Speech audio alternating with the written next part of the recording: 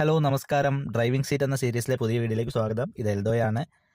Driving അറിയാവുന്ന ആൾക്കാർക്കും അതുപോലെ തന്നെ ഡ്രൈവിംഗ് പഠിക്കാൻ ആഗ്രഹിക്കുന്ന ആൾക്കാർക്കും ഓരോരോ വണ്ടിയിലെയും ചെറിയ ചെറിയ സെറ്റിംഗ്സും അതുപോലെ തന്നെ ഫംഗ്ഷൻസിലൊക്കെ വരുന്ന വ്യത്യാസങ്ങൾ പരിചയപ്പെടുത്താൻ വേണ്ടിയിട്ടുള്ള ഒരു സീരീസാണ് ഡ്രൈവിംഗ് സീറ്റ് എന്ന് പറയുന്നത്.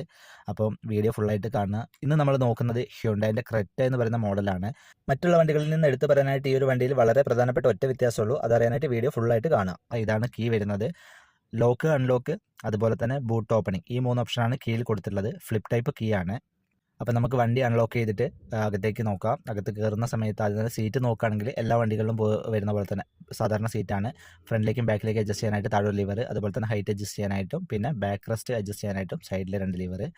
പിന്നെ ബോണറ്റ് ഓപ്പൺ ചെയ്യാനായിട്ട് ഇവിടെയാണ് കൊടുത്തിട്ടുള്ളത് കേട്ടോ. ഇതാണ് ബോണറ്റ് ഓപ്പൺ ചെയ്യാനുള്ള ലിവർ. അതുപോലെ തന്നെ ഫ്യൂൽ ലിഡിന് ഡ്രൈവിംഗ് സീറ്റിൻ്റെ താഴെ തന്നെ ഒരു ലിവർ കൊടുത്തിട്ടുണ്ട്. സാധാരണ വണ്ടികളിലൊക്കെ ഇതുപോലെ തന്നെയാണല്ലോ. അപ്പോൾ ഈ ഒരു വണ്ടിയിൽ പറയത്തക്ക വിധ വ്യത്യാസം എന്ന് പറഞ്ഞു കഴിഞ്ഞാൽ ആകെ ഒന്നേ ഉള്ളൂ. അത് ഗിയർ ബോക്സിലാണ് കേട്ടോ. അതെന്താണെന്ന് പറയുന്നതിന് മുൻപ് തന്നെ നമുക്ക് ഡ്രൈവിംഗ് കോൾ ഒന്ന് നോക്കാം.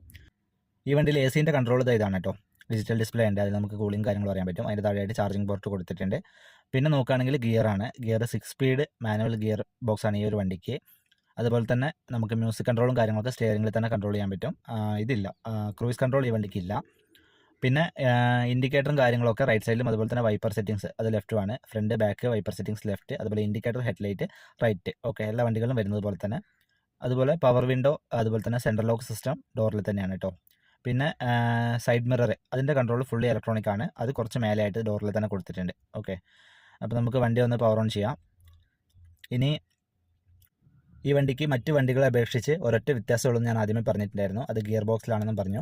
എന്താണെന്ന് വെച്ച് കഴിഞ്ഞാൽ ആദ്യമേ പറഞ്ഞതുപോലെ തന്നെ 6 സ്പീഡ് ഗിയർ ബോക്സ് ആണ്. ഓക്കെ, നമുക്ക് ഫ്രണ്ടിലോട്ട് മൂവ് ചെയ്യാൻ തന്നെ 6 ഗിയർ വരുന്നുണ്ട്. First, second, third, fourth, fifth, 6th വരുന്നുണ്ട്.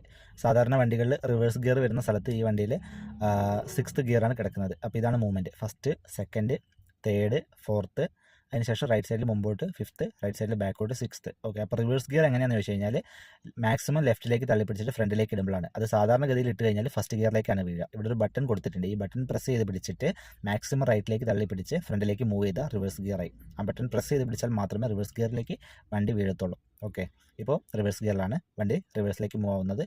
ചിലപ്പോൾ നമുക്ക് അറിയാൻ പറ്റും. ഓക്കെ, ഇനി ജസ്റ്റ് ഒന്ന് പുള്ളി ചെയ്ത് കഴിഞ്ഞാൽ നോർമൽ ന്യൂട്രലിലേക്ക് വന്നു. ഓക്കെ, ഇനി സാധാരണ എല്ലാ ബട്ടണും പ്രസ് ചെയ്യാതെ അതേപോലെ ലെഫ്റ്റ് മാക്സിമം പിടിച്ചിട്ട് ഫ്രണ്ടിലേക്ക് ഇട്ട് കഴിഞ്ഞാൽ ഫസ്റ്റ് ഗിയർ വീണു. അപ്പോൾ ഇത്രയാണ് ഈ ഒരു വണ്ടിയിൽ പറയത്തക്ക വലിയ വ്യത്യാസമുള്ളത്.